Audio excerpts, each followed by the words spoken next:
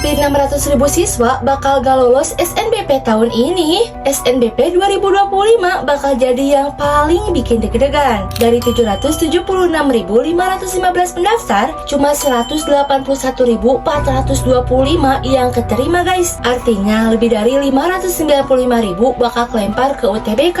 Kamu yakin aman atau justru makin deg-degan? Coba tulis di komen. Dengan daya tampung SNBP yang cuma 181.425 kursi, persaingannya makin gila. Makanya jangan taruh harapan di SNBP doang. Mending dari sekarang fokus belajar UTBK ya, biar kalau SNBP gak lolos, kamu gak panik dan lebih siap berebut kursi PTN lewat UTBK. Kalau kamu masih bingung, yuk mulai persiapan UTBK di bimbelcerebrum.id. Dengan strategi yang tepat, kamu bisa nunjukin kalau kamu serius dan siap berjuang di jurusan impianmu. Jangan sampai salah langkah. Join grup belajar gratis di link bio sekarang dan mulai persiapan UTBK kamu.